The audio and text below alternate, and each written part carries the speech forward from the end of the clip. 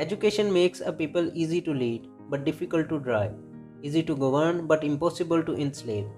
यानी अगर किसी कौम को ग़ुलाम बनाना हो तो उसकी तालीम छीन ली जाती है या उसके तालीमी निज़ाम को फरसूदा हाल कर दिया जाता है।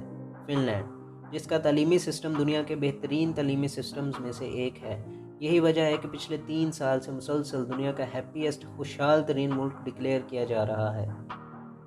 यानी तालीमी निज़ाम इंसान की ज़िंदगी में अखलाकियात से लेकर मुआशियात तक तमाम मराहिल में अपना रोल प्ले करता है। तो आज की वीडियो में हम बात करेंगे पाकिस्तान के एजुकेशन सिस्टम की और ये तालीमी सिस्टम किस तरह हमारी इकोनॉमी के ऊपर, हमारी सोशियो इकोनॉमिक लाइफ के ऊपर, हमारी पॉलिसी मेकिंग को, हमारे रूल ऑफ लॉ को इफ़ेक्ट करता है, कहाँ कहाँ ड्रॉबैक्स हैं, कहाँ हमें इम्प्रूवमेंट की ज़रूरत है। तो चलते हैं वीडियो की तरफ। अस्सलामुअलैकुम। सबसे पहले हम बात करेंगे कि पाकिस्तान में एजुकेशन सिस्टम के लिए कौन रिस्पॉन्सिबल है, मींस हमारा एजुकेशन सिस्टम किसके अंडर आता है।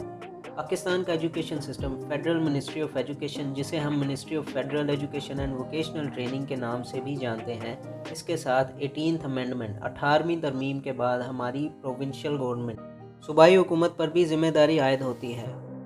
करिकुलम डेवलपमेंट में और रिसर्च एंड डेवलपमेंट में जो इन्वेस्टमेंट्स होती हैं वो फेडरल करता है, जबकि प्रोविंशियल गवर्नमेंट का जो रोल है उसका एक्सप्लेनेशन आपको आर्टिकल 25A से मिल जाएगा, which says the state shall provide free and compulsory education to all children of the age of 5 to 16 years in such a manner as may determined by law. यानी 18th amendment के बाद provincial government इस बात की पाबंद है कि उसे अपने सिटीज़न को 5 to 16 ईयर्स तक फ्री एजुकेशन देनी है। इसीलिए पाकिस्तान में क्लास 1 से इंटरमीडिएट यानी 12वीं क्लास तक एजुकेशन फ्री है। अब हम पाकिस्तान के एजुकेशन सिस्टम की बात करें तो उसमें लेवल्स हैं। सबसे पहले प्री स्कूल है, यानी नर्सरी, प्रेप, मोंटेसरी, फिर प्राइमरी 1 to 5th क्लास, फिर मिडल 5 to 8th क्लास, फिर सेकेंडरी 9th और 10th क्लास यानी मैट्रिक, फिर इंटरमीडिएट 11वीं और 12वीं क्लास, फिर यूनिवर्सिटी प्रोग्राम जिसमें अंडर ग्रेजुएट प्रोग्राम और ग्रेजुएट प्रोग्राम शामिल हैं। अब हम ये देखते हैं कि हमारे तालीमी लेवल्स मयारी तालीमी सिस्टम के मुताबिक हैं या नहीं। इसका कंपैरिजन मैंने फ़िनलैंड के एजुकेशन सिस्टम से किया है। मैं जानता हूँ कि फ़िनलैंड एक फ़र्स्ट वर्ल्ड कंट्री है और हम थर्ड वर्ल्ड कंट्री हैं, लेकिन हम फर्स्ट वर्ल्ड कंट्री कैसे बन सकते हैं, उसका जवाब भी इसी कंपैरिजन में है। फ़िनलैंड एजुकेशन सिस्टम में बच्चों के लिए सबसे पहले डे केयर प्रोग्राम्स होते हैं, जिनमें आपका 6 मंथ से 3 साल तक का बच्चा उनके डे केयर प्रोग्राम में रहता है। और अगर आप चाह रहे हैं कि आप घर पर बच्चे को इनिशियल एजुकेशन दें तो उनका इदारा आपके घर पे आकर आपकी असेसमेंट करता है। एजुकेशन का मेन पर्पस क्या है? Mental growth. साइकोलॉजी कहती है कि बच्चा अपना 80 to 90% ब्रेन 5 साल तक डेवलप कर लेता है और हम ये इनिशियल 5 साल बच्चों को किस तरह दे रहे हैं ये आपके सामने है। नेक्स्ट स्टेप है प्री स्कूलिंग, जो 1 साल का होता है और इसमें सिर्फ बच्चों को यही सिखाया जाता है कि सीखना कैसे है। ना सिर्फ ये, बल्कि अगर बच्चे का स्कूल उसके घर से 5 किलोमीटर से ज़्यादा डिस्टेंस पर है तो उसे फ्री ट्रांसपोर्ट की सहूलत भी दी जाती है। नेक्स्ट है basic compulsory and comprehensive education, जो 9 साल की होती है, जो बच्चे की 7 साल की उम्र से स्टार्ट होती है। नेक्स्ट है post compulsory secondary general academic and vocational education, इधर एकेडमिक और वोकेशनल। हमारे यहाँ क्या होता है कि जब बच्चे की मैट्रिक हो जाती है तो हम उसे इंटरमीडिएट में डॉक्टर, इंजीनियर बनने के पीछे लगा देते हैं, जबकि उसका टैलेंट क्या है या वो क्या बनना चाहता है ये सब वैल्यू नहीं करता। कुछ बच्चे होते हैं जो ये सब नहीं पढ़ सकते, इसके लिए आप फिनलैंड में एकेडमिक प्रोग्राम ले सकते हैं या वोकेशनल प्रोग्राम ले सकते हैं। हमारे यहाँ भी डिप्लोमा होल्डर्स के लिए एसोसिएट प्रोग्राम्स होते हैं, लेकिन उसका मयार क्या है वो हम सब के सामने है। फिर उनकी हायर एजुकेशन आती है। कंपैरिजन का मकसद यही है कि हम देख सकें कि हमारे एजुकेशन लेवल्स में क्या ड्रॉबैक्स हैं। फिनलैंड का एजुकेशन सिस्टम एज स्पेसिफिक है। 6 मंथ से 5 साल तक बच्चा डे केयर प्रोग्राम, फिर 6 साल तक प्री स्कूलिंग, फिर 6 से 16 साल तक compulsory basic and comprehensive education. जबकि हमारे यहाँ बच्चे की स्टडी एज स्पेसिफाइड नहीं है। कभी बच्चा 3 साल की एज में, कभी 5 साल की एज में, कभी 8 साल की एज में स्कूल में एडमिशन ले रहा है। इसके अलावा सोर्सेज हों और पेरेंट्स सपोर्ट करें तो बच्चा पढ़ लेता है, वरना मोस्टली बच्चे मैट्रिक लेवल तक भी अपनी स्टडीज़ कंप्लीट नहीं कर पाते। यहीं से डिस्पैरिटी स्टार्ट हो जाती है।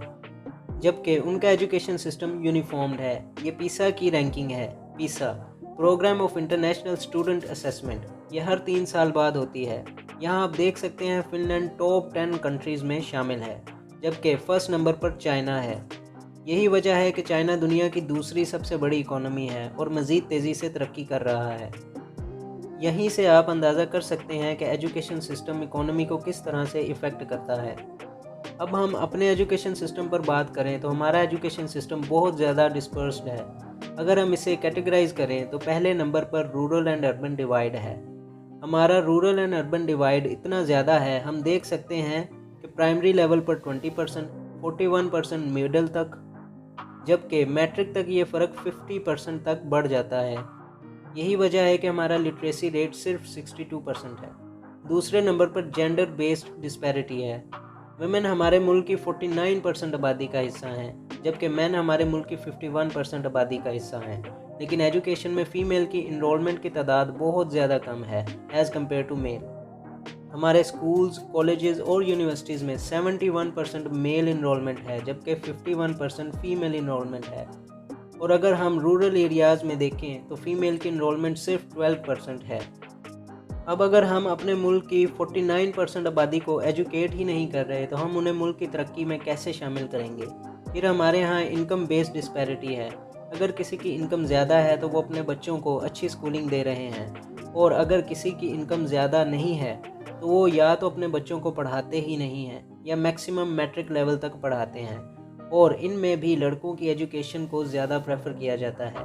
इसके अलावा मीडियम ऑफ एजुकेशन, कुछ स्कूल्स इंग्लिश मीडियम हैं और कुछ स्कूल्स उर्दू मीडियम हैं। इस तरह हम देख सकते हैं कि प्रोविंशियल लेवल पर ही हमारे एजुकेशन सिस्टम में कितनी डिस्पैरिटी है।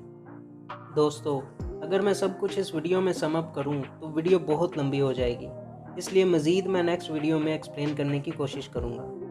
अगर आपको वीडियो अच्छी लगे तो लाइक करें और अपने फ्रेंड्स के साथ शेयर करें और चैनल को सब्सक्राइब करें। जज़ाकल्लाह खैर।